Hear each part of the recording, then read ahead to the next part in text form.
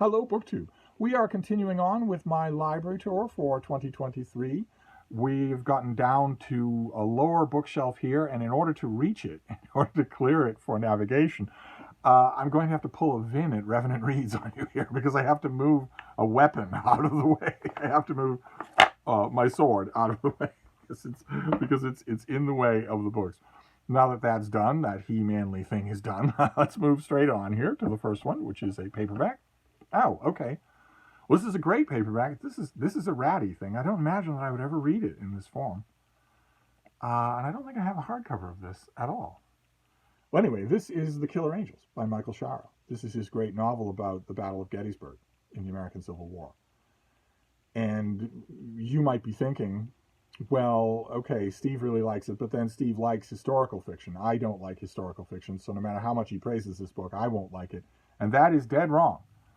This is a great book. It is terrifically grippy. It will pull you in and keep you reading, no matter what you think about historical fiction, and no matter what you know or care about the American Civil War. It's the story of the North and the South. It takes you into the mind and the soul and the heart of all the soldiers on the northern side, of Robert E. Lee and his staff on the southern side, and really brings Gettysburg alive. It was a hit. It won the Pulitzer Prize. It was a perennial bestseller. I'm not 100% sure why I have this trade paperback. I think I found this at like the back of a wine shop or comic shop, someplace where they doesn't sell books. It just had a shelf of books that you could take. I think that's the last time I found this. Once upon a time, there was a hardcover that was reissued about 25 years ago with a dust jacket, and I didn't get it then. I wish I had, but the Brattle will provide. This is one of the only surefire things that I ever had when I was selling books in retail, where I would tell the customer, if you don't like this, if you read it and you don't like it, I'll buy it back from you. And I never had anyone take me up on that offer. Everyone came back and said, well, I wanted to, but I loved it. I absolutely loved it. Thank you. Can you give me something else like this? And there's very little else like this. There's very little else that will overcome a reader's belief that they do not like historical fiction. That's a strong belief. A lot of people have that. And there are very few historical novels that will overcome that. I would say Gates of Fire by Stephen Pressfield is probably another example like that. An older example, one that I wish was more read now, is The Cruel Sea by Nicholas Montserrat. It will overcome your reluctance to historical fiction. It will do that. I would argue the same thing is true of Wolf Hall for most people. In both cases, at least, those two suffer from overhype. Some people, myself included from time to time, react to universal hype, universal praise of a book by digging in their heels against it. I did that with this book for a long time until I just was stuck in a rainy house and had nothing else to read. And boy, then I saw how wrong I was. Let's see. This next one is a classic. This is Onward and Upward in the Garden by Catherine White, with a foreword by E.B. White, who's also in this little book room. This is a collection of essays of hers about gardening, all kinds of aspects of gardening. So good. Just so wonderful. Almost 100 years old. Is that right? Am I right about that? This is almost 100 years old? No, 1958. Let's not hurry the clock any. And I loved this book long before I briefly flirted with the idea of making a garden of my own. And then I did flirt with that idea. I had a patch of ground all set up, 3 feet by 9 feet. Perfect sunlight, really good irrigation right next to a drain pipe, perfectly situated for a garden. A little garden, a very unambitious garden. I've always envied gardeners, and I've never done it myself.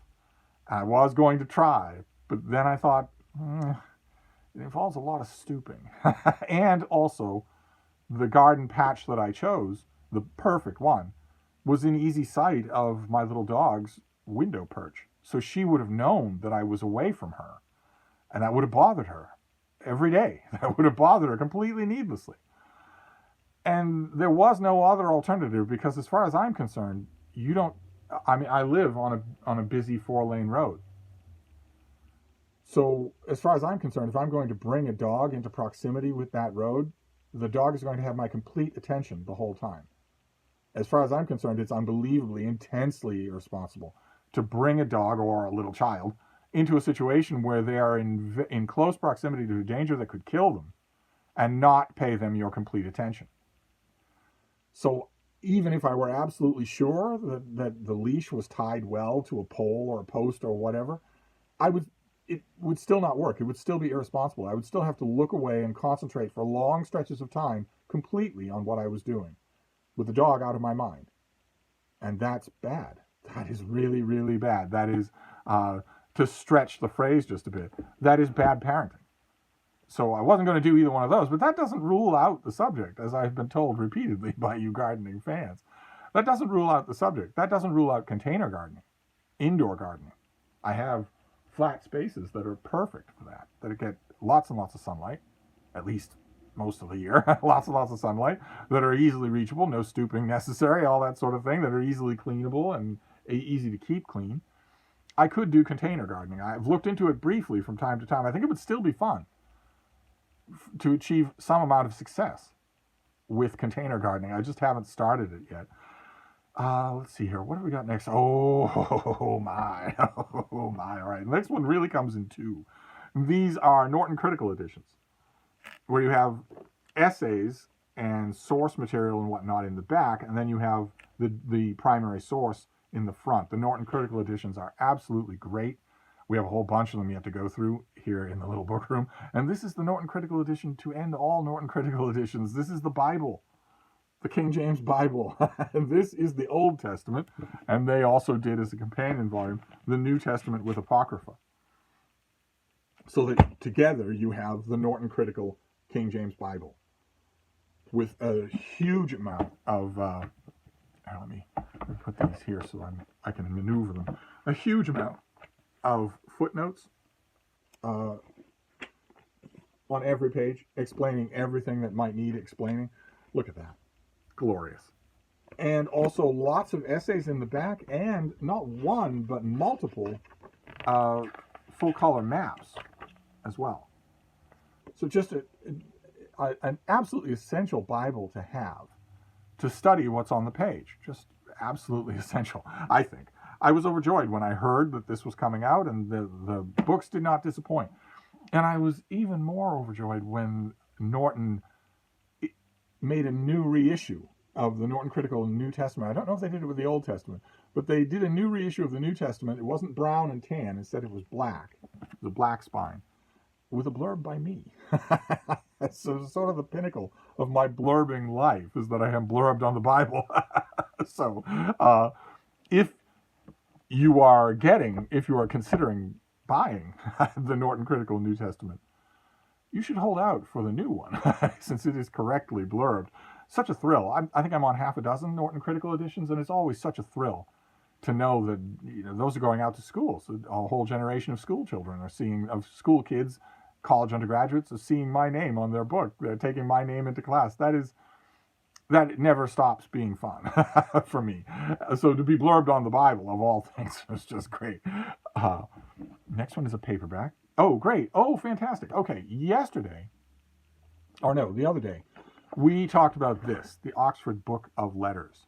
And I mentioned that Oxford did a whole bunch of Oxford books. They did a whole lineup of them. And they're all really good. The Oxford Book of the Sea, the Oxford Book of Adventure Stories, the Oxford Book of Death, the Oxford Book of Friendship, the Oxford Book of Children's Stories, on down the line. And this is another one of them. This is the Oxford Book of Detective Stories, edited by Patricia Craig with nice French flaps there. I go, and the Topaz Man.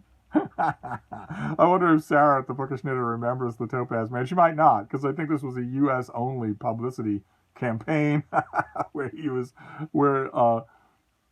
Steve was going to, not me, but this Steve was going to appear on a whole bunch of book covers. He was going to be their chosen cover model.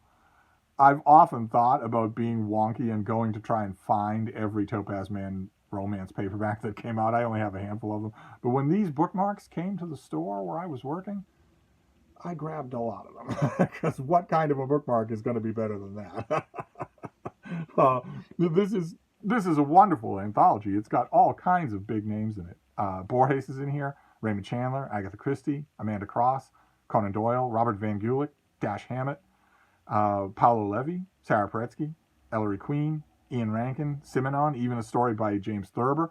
And as you can tell from the back there are quite a few names in here too that aren't part of the Anglo-English world. There are quite a few names here that you don't usually see in anthologies of detective fiction. It's one of the things I love about this anthology, and one of the things I love about a lot of the Oxford book anthologies, is that they aren't just box ticking.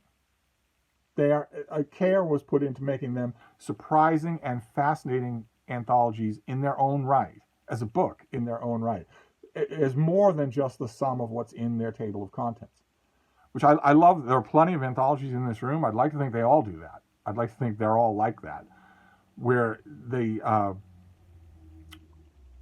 not dutiful, where they're as much a reflection of the editor or the sub-editor's vision as they are about the things that should be in such an anthology.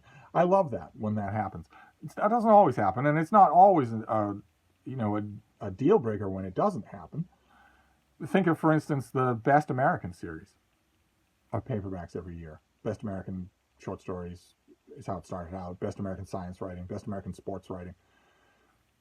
Or a lot of annual science fiction anthologies that come out. In a case like that, there will be an amount of dutiful box checking. There has to be.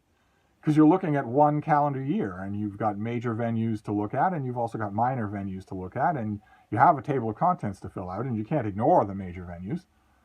No one's got a right to be in there just sight unseen, but nevertheless, you want big names to draw in the reader, and some of the big names will be doing major work.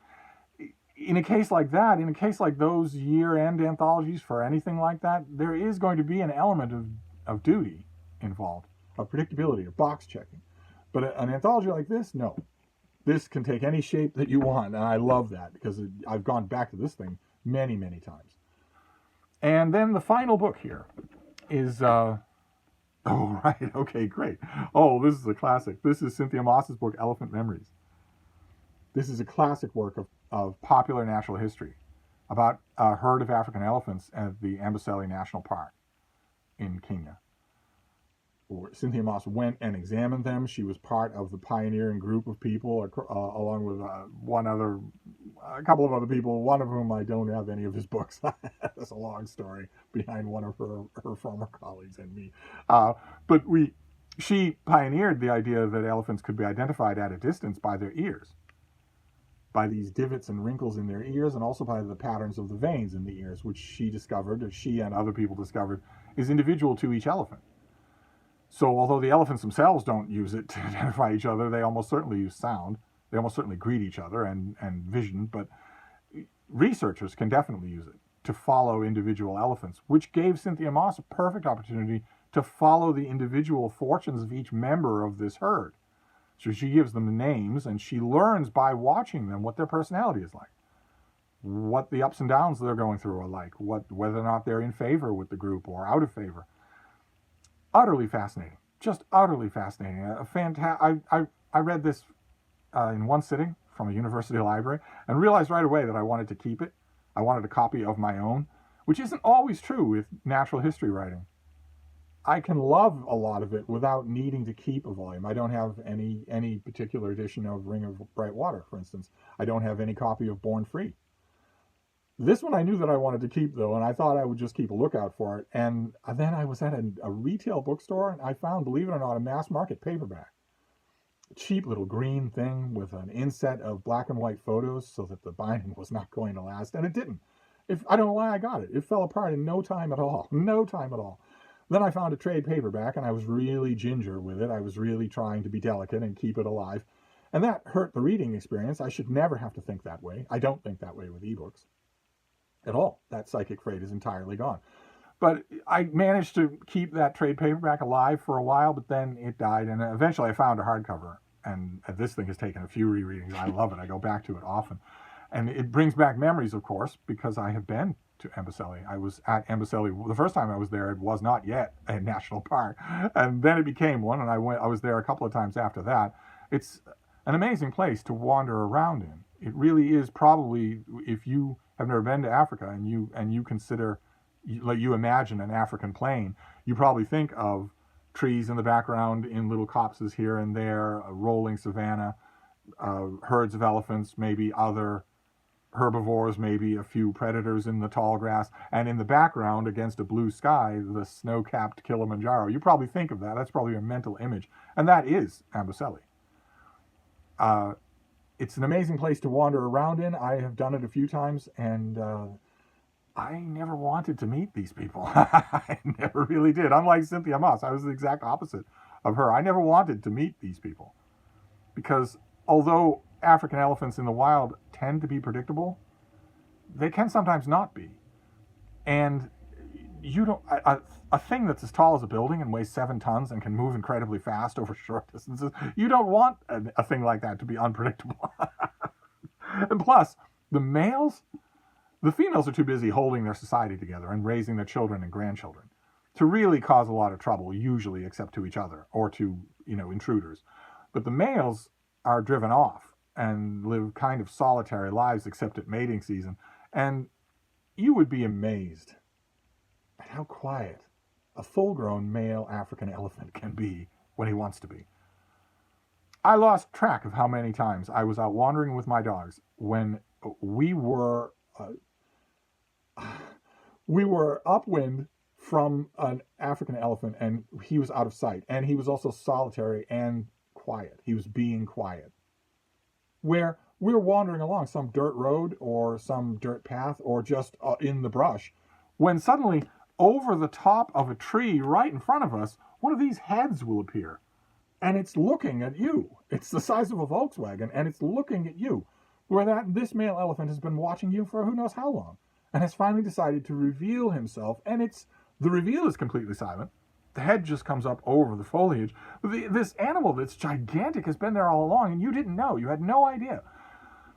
And then the dogs go crazy once they see it. And then it's literally in the lap of the gods. What will happen next?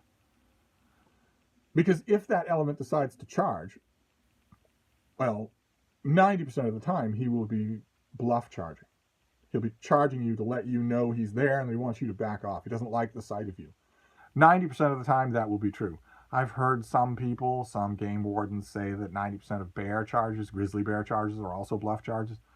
I don't know about that. But with African elephants, sometimes it will be a bluff charge. But if it's not, you're dead. Plain and simple. If it's not, you're dead. There's nothing that can stop one of these things. There's no force you can bring to bear on one of them. They're not in the least bit afraid of a crowd of dogs. I could have 100 dogs. They wouldn't care at all. What can 100 dogs do? A dog working for a year couldn't get his teeth through the hide of one of these animals, and he wouldn't have a year to work. They're incredibly strong. Cynthia Moss in this book puts it, she describes it as impossibly strong. The things that she's seen some elephants do, it's just unbelievable. You think they're really big, so you probably have a gauge over how powerful they are, and believe me, you are wrong. You are absolutely wrong. Picture, it's the thing is they seldom exert themselves, so you don't know. But picture a parking garage, some parking garage that you use, and you know how there's a post in the doorway of the parking garage to sort of direct you in, and it's a metal post that is sunk into a concrete base in the ground. It looks like a completely solid piece of architecture because it is. It's supposed to be that way. In fact, it's positioned there so that if a car comes out of control down the ramp, it will strike that thing and stop. And a full-grown male elephant can wrap a trunk around that thing and pull it out of the ground like a sapling. That is unbelievable, and that you have to see it to believe it. And once you do, when you're around these things, that if they decide they want to kill you, you're dead. They just usually don't decide that. I had that moment more times than I like to remember. In Amboseli alone, I had that moment, to say nothing of Kruger or the broader Serengeti. It's not a pleasant experience. It's different from the other giants. If you're crazy enough to be in the power of a hippopotamus on the open water, well, then you've earned whatever happens to you. They're not going to bother you on land. You're probably not going to see them on land. They usually come on land at night. And rhinos are rare. And most of them aren't going to bother you either. They're just going to keep their distance. They're not going to bother with you. But elephants can be unpredictable, and they're the biggest of them all. Anyway, this is a classic. Absolute classic of natural history to end off this shelf. And that will end this installment of the library tour. The next one is down low. It's down at the bottom of this bookcase, which either I can reposition the seat here, or I'll just be doing this, over and over again over the course of that shelf. Well, I'll figure it out tomorrow. Anyway, I'm going to wrap this up, but I will see you soon. Thank you, BookTube.